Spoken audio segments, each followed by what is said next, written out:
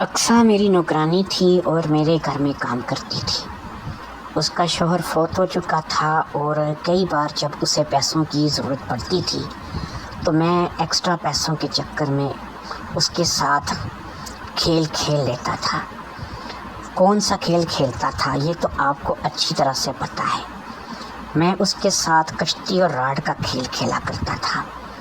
اس بات کا کبھی میں نے اپنی بیوی کو پتہ نہیں چلنے دیا۔ جب بھی اقصیٰ کو پیسوں کی ضرورت پڑتی تھی میں کسی نہ کسی بہانے سے اس کے پیسوں کی مدد بھی کرتا تھا اور پھر اس کے ساتھ راڈ اور کشتی کا کھیل بھی کھیلا کرتا تھا۔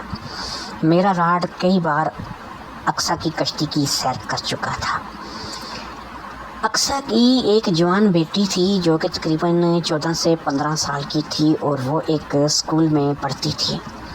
اقصیٰ کی یہ خواہش تھی کہ وہ ایک اچھے اسکول میں، اچھے مہنگے انگلش اسکول میں پڑھ کے اچھی تعلیم حاصل کرے اور ڈاکٹر بنے۔ اب اقصیٰ کی خواہش کو روکا تو نہیں جا سکتا، ڈاکٹری کی پڑھائی کے لیے بہت سارے پیسوں کی ضرورت پڑتی ہے، یہ تو آپ کو پتہ ہی ہے۔ اب میڈیکل جس نے رکھا ہو یا جس کی میڈیکل کی پڑھائی ہو رہی ہو اس کی ظاہری بات ہے کہ فیسیں اور دیگر معاملات بھی بہت زیادہ اپ ہوں گے۔ یہی سچویشن جو ہے وہ اقصیٰ کے ساتھ تھی کہ اس نے اپنی بیٹی کو سائنس رکھوائی تھی اور سائنس میں اب اس کا میڈیکل سبجیکٹ تھا تو اس کی وجہ سے اس کی فیسیں، اس کے معاملات زیادہ تھے۔ اسی کام کے لیے کہ وہ اپنی بیٹی کی اچھی تعلیم اس کو دلوا سکے، کئی بار وہ میرے نیچے لیٹ جاتی تھی اور میں اسے پیسے دے کر اس سے استفادہ کرتا تھا۔ کئی بار میرا اس کا راڈ کشتی کا کھیل چل چکا تھا۔ کئی بار تو میں اس کے گودام میں بھی اترا تھا اور میں نے کئی بار اپنا مال اس کے گودام میں بھی چھوڑا تھا۔ میری اس کی دوستی تو اچھی خاصی تھی اور اس بات کا میں نے کبھی اپنی بیوی کو پتہ نہیں چلنے دیا تھا، لیکن جب سے میں نے اس کی بیٹی کو دیکھا تھا اور اسکول آتے جاتے میں نے جب سے اس لڑکی کو دیکھا تھا میرے اندر کا شیطان اس بات پہ جاگ چکا تھا کہ اب مجھے کسی نہ کسی طریقے سے اقصیٰ کی بیٹی سے بھی ہاتھ دھونے پڑیں گے، یعنی اس کی بہتی گنگا بھی جو ہے اب اس میں بھی مجھے ہاتھ دھونے چاہیے۔ اقصیٰ کی بیٹی جس کا نام مریم تھا بہت ہی پیاری بچی تھی، بہت ہی کیوٹ تھی، دکھنے میں بھی بہت ہی زبردست لگتی تھی۔ 15 برس کی عمر میں وہ میٹرک میں تھی لیکن اس کا فگر کمال دکھائی دیتا تھا۔ ایسا محسوس ہوتا تھا کہ جیسے کوئی پری، کوئی اپسرا میرے کوٹھی میں اتر آئی ہو۔ تھی تو وہ ایک نوکرانی کی بیٹی لیکن تھی بہت پیاری۔ اب میری نیت اس کے اوپر پوری طرح سے خراب ہو چکی تھی۔ میں موقع کی طاق میں تھا کہ مجھے کوئی ایسا موقع ملے کہ جس سے میں مریم کی جدائی کر سکوں اور اس کے ساتھ بھی میں یہی راڈ اور کشتی والا کھیل کھیل سکوں اور اس کے گودام کو بھی میں اپنے مال کے لیے استعمال کر سکوں، لیکن یہ موقع مجھے کچھ ملتا ہوا دکھائی نہیں دے رہا تھا۔ اس کی ماں تھی تو اس کو میں کئی مرتبہ استعمال کر چکا تھا لیکن میں بہرحال اسے اتنا زیادہ لائک نہیں کر رہا تھا جتنا زیادہ میں اس کی بیٹی کو لائک کر رہا تھا۔ جہاں تک میری اپنی بیوی کا سوال ہے تو وہ تو اب بالکل بکواس ہو چکی تھی، زیادہ تر بیمار رہتی تھی اور جب بھی میں اس کے قریب جانے کی کوشش کرتا سو نخرے کرتی تھی، اس لیے میرا اب اس کے اوپر سے من ہی اٹھ گیا تھا۔ کئی ہفتے گزر جاتے تھے میں اس کے قریب نہیں جاتا تھا اور وہ بھی شاید اب اس بات کی عادی ہو چکی تھی، اس لیے وہ بھی مجھے کبھی اس بات پہ نہیں اکساتی تھی کہ مجھے اس کے پاس آنا چاہیے۔ میری بیوی سے کئی گنا زیادہ بہتر جو ہے وہ بستر پر پرفارمنس اقصیٰ کی تھی اور اقصیٰ بہت زبردست پرفارمنس دیا کرتی تھی کہ وہ ایک نوکرانی اور ایک غریب عورت، لیکن اسے میل ملاپ کا کافی تجربہ تھا اور اس کا وہ میرے ساتھ بھرپور فائدہ اٹھایا کرتی تھی۔ وہ پورا مجھ سے لطف لیتی تھی اور میں پورا لطف اس سے لیا کرتا تھا۔ بہرحال یہ بات ایک دن کی ہے کہ جب میں گاڑی لے کر کے نکلا اور مجھے مارکیٹ جانا تھا تو میں نے ایک بس اسٹاپ پر مریم کو کھڑے دیکھا جو کہ اقصیٰ کی بیٹی تھی۔ میں نے گاڑی جا کر مریم کے پاس روک دی اور میں نے اس سے کہا کہ مریم تم یہاں کیا کر رہی ہو؟ تمہیں تو اس وقت اسکول ہونا چاہیے تھا۔ کہنے لگی کہ میں اسکول ہی گئی تھی لیکن مجھے اسکول سے چھٹی ہو گئی ہے اس وجہ سے کہ مجھے پتہ نہیں تھا کہ آج اسکول بند ہے اور میں اسکول چلی آئی۔ مجھے نہیں پتہ کس چیز کی چھٹی اسکول والوں نے دی ہے، لیکن بہرحال آج میں گئی تو اسکول بند تھا اور میں اسکول سے واپس آ گئی۔ اب میں بس کے انتظار میں کھڑی ہوں تاکہ مجھے کوئی بس ملے اور میں گھر چلی جاؤں۔ تو میں نے کہا اچھا ایسا کرو کہ میں مارکیٹ تک جا رہا ہوں، تم میرے ساتھ گاڑی میں بیٹھ جاؤ، جب واپس میں گھر جاؤں گا، مارکیٹ سے تھوڑا سا کام ہے، جب واپس میں گھر جاؤں گا تو میں تمہیں جو ہے وہ گھر چھوڑ دوں گا، جانا تو ہم دونوں نے ایک ہی جگہ پر ہے۔ تو اس نے کہا ٹھیک ہے میں بیٹھ جاتی ہوں۔ تو اب وہ آگے آ کر فرنٹ سیٹ پر بیٹھ گئی، دوسری طرف سے گھوم کر آ کر کے فرنٹ سیٹ پر بیٹھ گئی۔ اب میں نے اقصیٰ سے کہا اقصیٰ مجھے ایک بات بتاؤ، یہ اسکول کے سلسلے میں بند ہے، تمہیں اس بات کا بالکل نہیں پتہ؟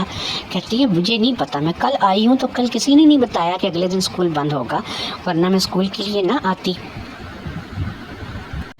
میں نے کہا اچھا چلو جو بھی ہے جو بھی ہوتا ہے اچھے کے لیے ہوتا ہے، تم میرے ساتھ مارکیٹ چلو، میں مارکیٹ سے کچھ خریداری کروں گا اور اس کے بعد جو ہے ہم دونوں گھر چلے جائیں گے، میں تمہیں گھر چھوڑ دوں گا اور تم جو ہے آسانی سے گھر چلی جاؤ گی۔ اب بس کا کوئی پتہ نہیں تھا کہ کب آتی کب نہیں آتی اور تم کتنی دیر تک یہاں کھڑی رہتی۔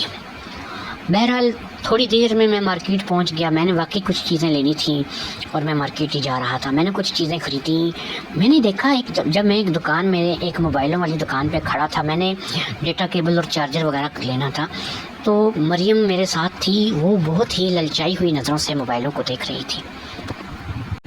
اب ایک غریب نوکرانی کی بیٹی اتنے بڑے مہنگے موبائلوں کا تصور بھی نہیں کر سکتی تھی، اور میں تو ایک بہت بڑی شاپ پہ تھا جہاں پہ موبائل کافی مہنگے ملتے تھے۔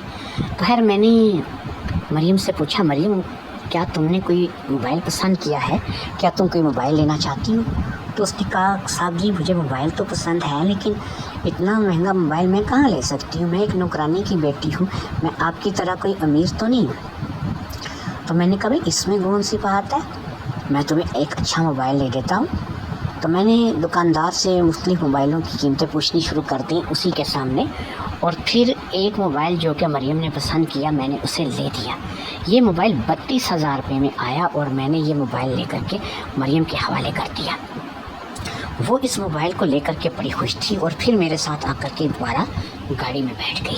اب وہ جیسے ہی میرے پاس آ کر کے گاڑی میں بیٹھی، میں نے اسے کہا مریم تھوڑا سا بھوک محسوس ہو رہی ہے، کیوں نہ کچھ کھایا جائے۔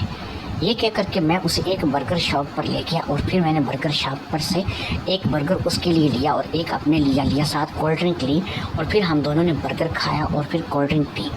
پھر آ کر کے گاڑی میں بیٹھ گئے اور پھر میں اسے لے کر کے وہاں سے چلا گیا۔ میرا ارادہ ابھی گھر جانے کا نہیں تھا، بلکہ میرا ارادہ اس وقت اپنے فلیٹ جانے کا تھا۔ یہ ایک بلڈنگ تھی جس میں نے ایک فلیٹ لے رکھا تھا، یہ میرا پرسنل فلیٹ تھا جس کے بارے میں زیادہ لوگوں کو نہیں پتہ تھا۔ اقصیٰ اور میری بیوی بھی اس فلیٹ کے بارے میں نہیں جانتے تھے۔ میں نے یہی شو کر رکھا تھا کہ یہ کسی میرے دوست کا فلیٹ ہے۔ بہرحال دوست کے فلیٹ، وہ دوست کا فلیٹ نہیں تھا، وہ میرا اپنا فلیٹ تھا، لیکن میں اس کو اپنے دوست کا فلیٹ کہہ کے یوز کرتا تھا تاکہ میری بیوی اور اقصیٰ یا پھر کسی اور کو زیادہ اس کے بارے میں بھنک نہ لگے۔ میں اس فلیٹ کو زیادہ تر اپنی عیاشی کے لیے ہی استعمال کرتا تھا۔ میں مریم کو لے کر کے اپنے فلیٹ والے بلڈنگ کے پاس چلا گیا اور پھر میں نے گاڑی پارکنگ میں پارک کی اور پھر اسے لے کر کے میں اپنے فلیٹ کے دروازے پر چلا گیا۔ مریم تھوڑی پریشان تھی کہ میں اسے کہاں لے آیا ہوں، لیکن بہرحال میں اسے لے کر کے جہاں گیا تھا وہ اس کے لیے جگہ بہترین تھی۔ میں نے اسے کہا کہ دیکھو مریم ایسا ہے، گھبراؤ مت، یہ میرے ایک دوست کا فلیٹ ہے، مجھے بس یہاں سے تھوڑا سا سامان لینا ہے، اس کے بعد ہم لوگ گھر چلیں گے۔ یہ کہہ کر کے میں اسے اوپر فلیٹ تک لے آیا تھا اور پھر میں نے چابیاں گھما کر کے فلیٹ کا دروازہ کھولا اور ایئر کنڈیشن فلیٹ جو کہ گرمی میں بہت ہی زیادہ مزہ دے رہا تھا اس میں داخل ہو گیا۔ اندر داخل ہوتے ہی میں نے اے سی کو آن کر دیا اور گرمی کو دور بھگانے کے لیے میں نے فریج سے ٹھنڈا شربت جو ہے وہ لا کر کے اب خود بھی پیا اور پھر مریم کے سامنے بھی پیش کر دیا۔ اب مریم نے بھی وہ شربت مزے لے لے کے پینا شروع کر دیا۔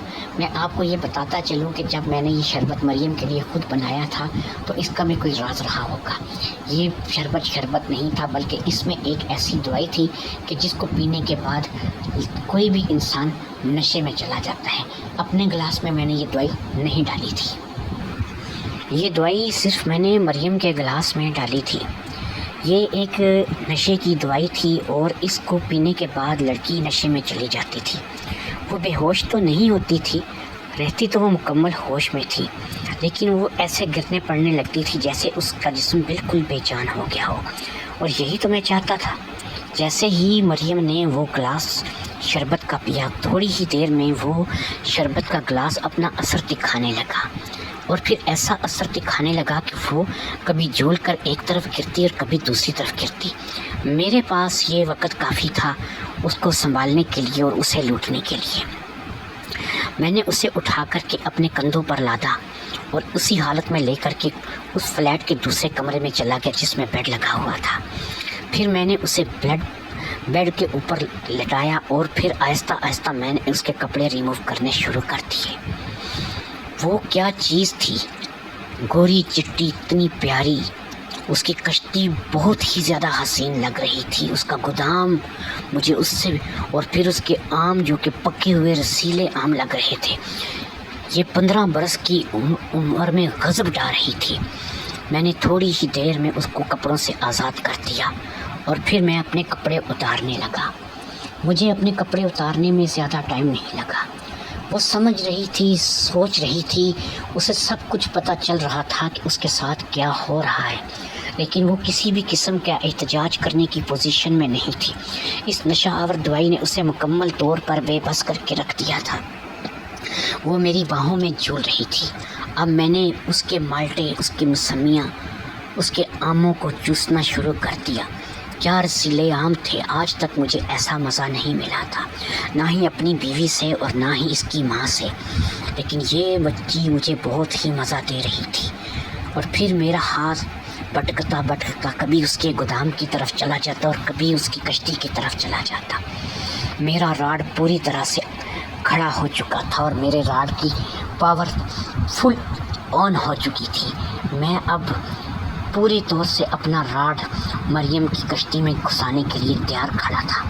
مجھے اب صرف اس چیز کا انتظار تھا کہ وہ بھی مکمل طور پر مستی میں آ جائے، اور پھر واقعی تھوڑی دیر میں نے اسے اتنا گرم کر دیا کہ وہ بہت زیادہ مستی میں آ گئی۔ پھر میرا راڈ کبھی اس کے منہ کی سیر کرنے لگا اور کبھی میرا ہاتھ اس کی کشتی پہ جانے لگا، کبھی میرا ہاتھ اس کے گودام میں اتر جاتا۔ بہرحال مجھے ایک چیز کا دھیان رکھنا تھا کہ وہ ایک 15 سال کی لڑکی تھی جو کہ کنواری تھی۔ اس کے لیے مجھے بہت ہی احتیاط سے کام کرنا تھا۔ میں نے دراز سے ایک بیڈ کے ساتھ پڑے دراز سے ایک ویسلین کی بوتل نکالی اور اچھی طرح سے اس ویسلین کو میں نے کشتی پہ لگایا، اور پھر میں نے وہی ویسلین اپنے راڈ پہ لگائی، اور پھر آہستہ سے میں نے اس کی کشتی میں اپنا راڈ گھسانا شروع کر دیا۔ میرا راڈ اس کی کشتی میں اترنے کے لیے تیار نہیں تھا، لیکن میں پھر بھی آہستہ آہستہ سے اس کی کشتی میں اپنا راڈ گھساتا چلا جا رہا تھا۔ 15 سال کی لڑکی جوان ہوتی ہے، اتنا مجھے اچھی طرح سے اندازہ تھا۔ میرا راڈ اس کی کشتی میں آخر کار اتر ہی جانا تھا، لیکن بہت آہستہ آہستہ میں تھوڑا تھوڑا کر کے کر رہا تھا تاکہ میرا راڈ اس کی کشتی میں آہستہ آہستہ گھستا چلا جائے۔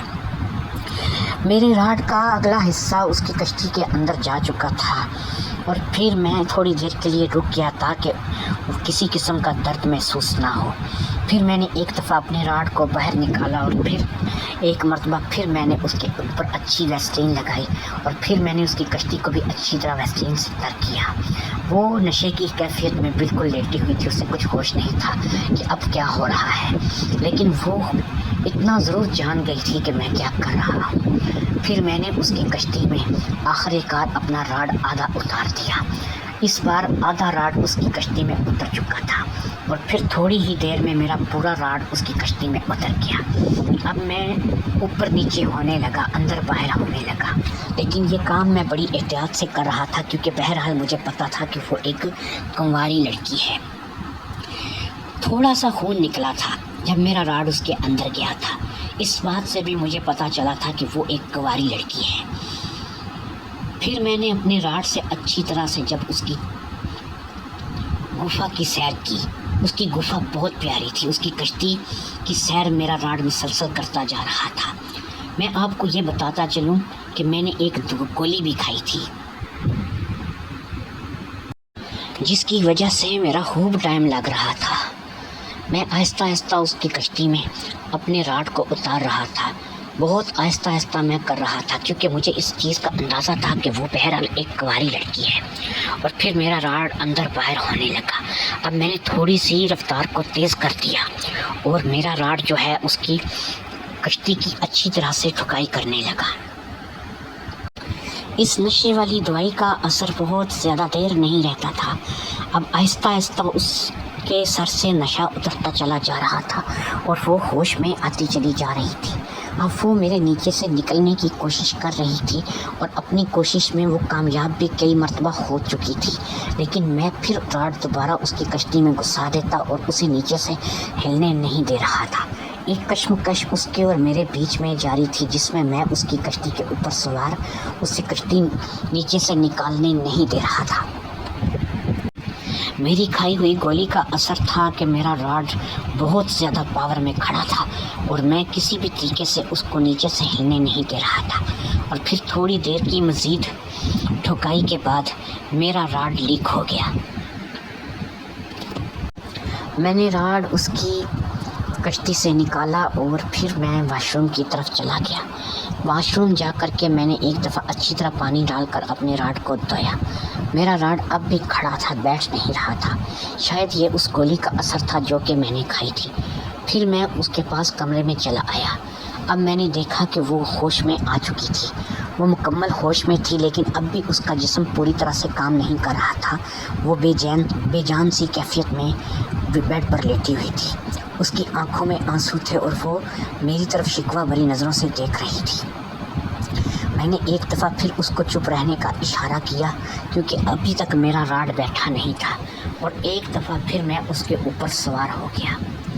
اب کی بار میں نے پہلے سے بھی زیادہ وقت لگایا اور خوب جم کر اس کی دھلائی کی۔ میری اس دھلائی کے نتیجے میں اب وہ بالکل نارمل ہو چکی تھی۔ اب وہ ہوش میں بھی تھی اور میرے ساتھ اس چیز کا ساتھ بھی دے رہی تھی۔ شاید اب اسے مزہ آنے لگا تھا۔ پہلی بار تو کیونکہ اس کی سیل کھلی تھی تو اس لیے وہ ڈر گئی تھی، یا شاید اس وجہ سے گھبرا کر کے رو رہی تھی، لیکن دوسری بار میں جب اسے اچھی طرح سے مزہ آیا تو وہ بھی میرا ساتھ دینے لگی۔ پھر ہم لوگ اکٹھے ہی فارغ ہوئے۔ میں نے اس کو واش روم میں لے جا کر اچھی طرح سے واش کیا اور پھر میں نے اسے اس بات کا سمجھایا کہ دیکھو، پیسے کمانا بڑا آسان ہے۔ اگر تم اسی طریقے سے پیسے کمانا چاہتی ہو، تمہیں موبائل، نئی نئی چیزیں چاہیے، تو تمہیں میرے ساتھ دوستی کرنی ہوگی، اور تم میری دوست بن کر رہو گی تو تمہیں بہت فائدہ ملے گا۔ تم ایک کام کیا کرو، سکول سے ایک دن کی چھٹی کر لیا کرنا۔ جب میں تمہیں بولوں گا تم سکول کے بہانے گھر سے نکلا کرو گی اور سکول سے چھٹی کر لیا کرو گی۔ میں پھر تمہیں یہاں لے کر کے آیا کروں گا اور ہم دونوں انجوائے کیا کریں گے۔ اس نے کہا ٹھیک ہے، مجھے جو ہے منظور ہے، میں ہفتے میں ایک چھٹی سکول سے کر لیا کروں گی، اس کے بدلے میں جو بھی چیز آپ سے ڈیمانڈ کروں گی آپ مجھے وہ دلا دینا۔ اس کے بعد میں اسے لے کر کے گھر آ گیا اور پھر میرا اور اس کا یہ سلسلہ چل نکلا۔ اب جب کبھی میرا دل چاہتا میں اس کی ماں اقصیٰ کے اوپر اپنا راڈ لے کر چڑھ جاتا، اور کبھی دل چاہتا تو اسے سکول سے چھٹی کروا کے اپنا راڈ اس کی گفا کی سیر کے لیے بھیج دیتا۔ کبھی کبھی میں دونوں ماں بیٹی کا گودام بھی استعمال کر لیتا۔ اب تو دونوں ماں بیٹی گودام اور کشتی دونوں کی عادی ہو چکی تھی۔ میری اس کہانی میں اب میں اپنی بیوی کو تو بھول ہی چکا تھا۔ میرے لیے تو اقصیٰ اور اقصیٰ کی بیٹی ہی بہت تھی، جن کے ساتھ میں دن رات انجوائے کر رہا تھا۔ تو دوستو، کیسی لگی آپ کو کہانی؟ اس کا فیڈ بیک ضرور دیں، چینل کو لائک کریں، سبسکرائب کریں، ویڈیو کو شیئر کریں۔ آپ کے لیے ایسی ہی بہترین کہانیاں ہم لاتے رہیں گے۔ یہ کہانیوں کا مقصد جو ہے وہ صرف آپ کی انٹرٹینمنٹ ہے، کسی قسم کی کوئی مطابقت یا کوئی جو ہے وہ جگہ یا نام کی جو ہے وہ تو وہ اتفاق ہوگا۔ ہم لوگ یہ جو کچھ بھی ہے یہ محض ایک کہانی ہے، اور صرف اس والی یہ ہے کہ آپ انٹرٹینمنٹ جو ہے وہ آپ کو ملتی رہے، ہماری طرف سے آپ کو یہ ایک انٹرٹینمنٹ کے لیے یہ کہانی جو ہے پیش کی جاتی ہے۔